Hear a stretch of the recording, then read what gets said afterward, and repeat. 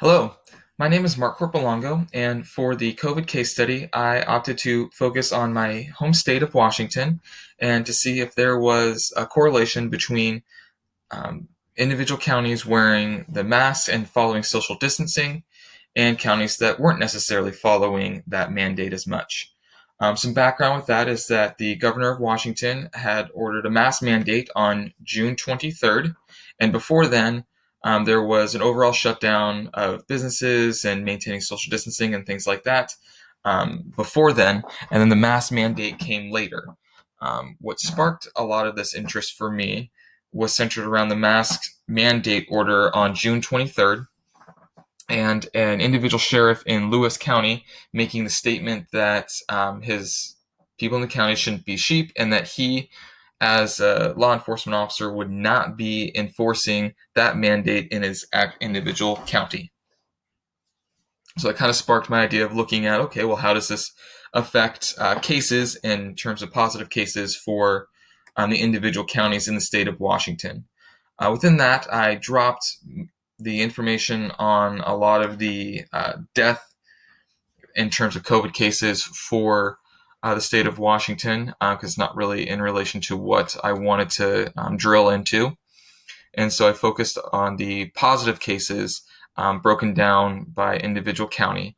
And I also looked at information in regards to how many cases the individual counties have had, but I've also related that to looking at the percentage of cases that accounts to per the amount of population. So like King County has the most cases, and so that's on this chart here shows the highest or the largest circle, and that makes sense because King County is the largest county in the state of Washington, but it doesn't necessarily give you all the information when you're looking at whether or not they're doing well when wearing a mask and maintaining social distancing and overall following a mandate.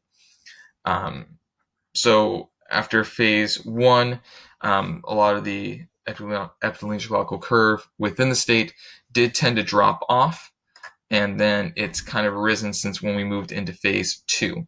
So if you look at overall cases within the state, new cases, and you change that, the curve does show that there was the initial rise in cases, the fall moving into phase two, and then rising right back up to where we are now.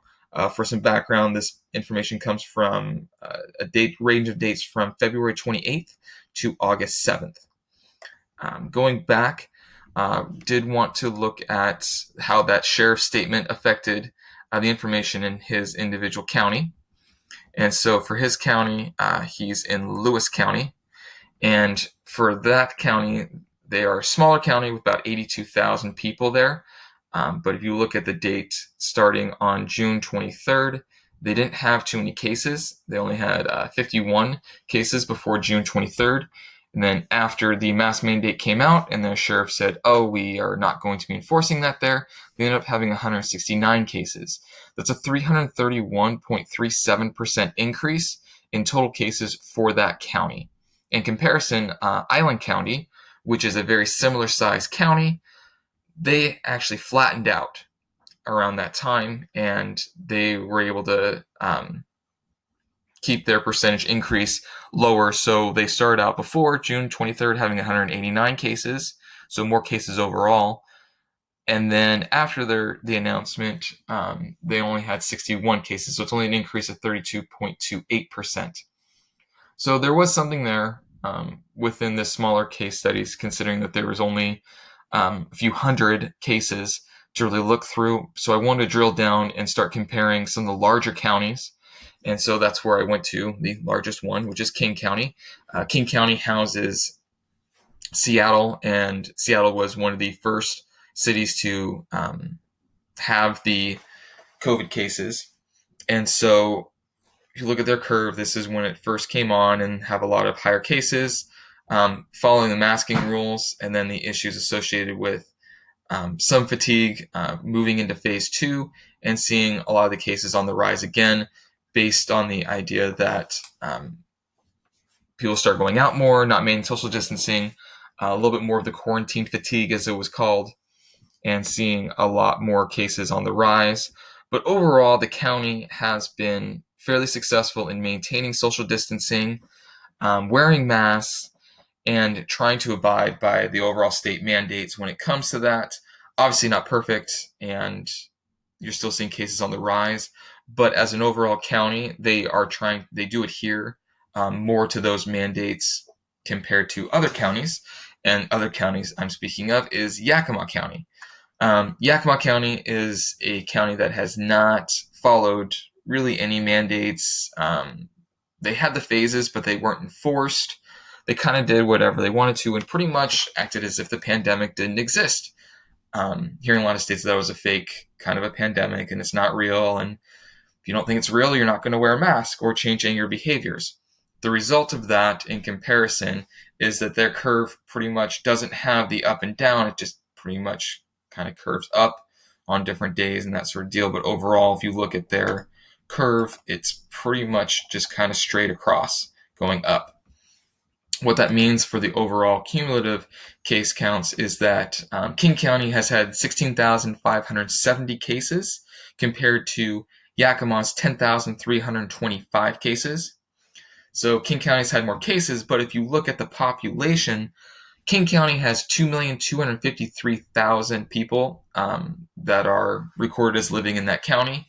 And with 16,570 positive COVID cases, that makes up 0.74% of the overall population that is tested positive for COVID in King County. If you compare that to Yakima, Yakima has 250,873 people, but with their 10,325 cases, it accounts for 4.25% of the population has had COVID within that county.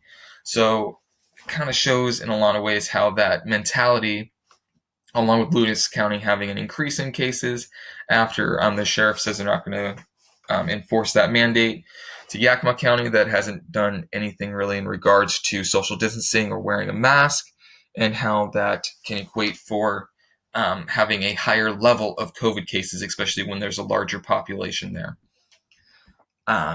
In other regards, when looking at some of the percentages when it comes to Yakima County, Yakima County, even though they've had 10,325 cases, if you look at the overall amount of cases within the state of,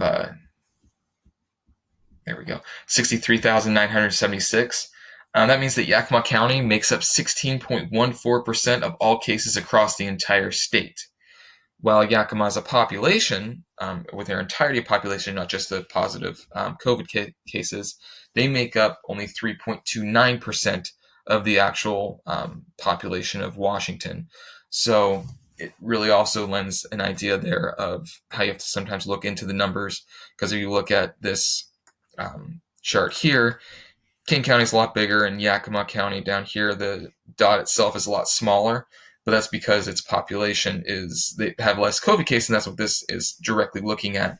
But when I'm comparing the overall population within the county, it'll show how it's up there. And if you look at in terms of numbers, King County is the largest, and it's on top in terms of the amount of cases.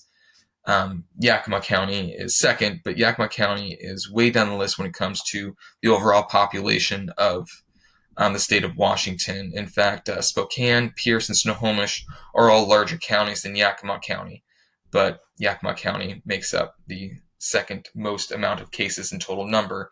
But they're number one when it comes to overall percentage of population, which is something that I tend to focus on. For Pierce County, which is my county that I live in, their curve has been going up. And in terms of breaking down the data, there was an interesting deal when it comes to an outlier that comes up, and that's right here, where you can tell that basically this days where I had 0 cases on Monday 27th pretty much got applied to the 28th, so that's why it pretty much doubled these up right here. But overall, they've kind of followed the same deal with King County in terms of having the cases, adopting, and then when the state moved into phase 2, which is when restaurants started opening up, but still maintaining distances. There were still social gatherings, but they were limited to the amount of people. People stopped following those as much, and now you're seeing an overall rise in that. Pierce County-wise, there's 904,980 people that live in this county. with me being one of them. And there's been 5,682 total positive COVID tests, and that accounts for 0.63%. And really, when I look at this data, I tend to look at the overall amount of cases per the population when it comes to COVID testing and prevention measures. It's one of the reasons why I didn't focus on the death aspect, is because that's, to me, is looking at more of how well hospitals are doing and what people are doing in terms of the people that are actually getting COVID, because that, in a data sense, can be more based on how the demographics break down within that individual county. So that's why I looked at more the overall COVID tests within within each individual county. So yeah, that's pretty much how a lot of this information breaks down. Um, this works now. They can just basically break it down between individual county and then new or cumulative cases in terms of showing different curves and how things work out. But that's how this all pretty much comes together. So wear your mask, people.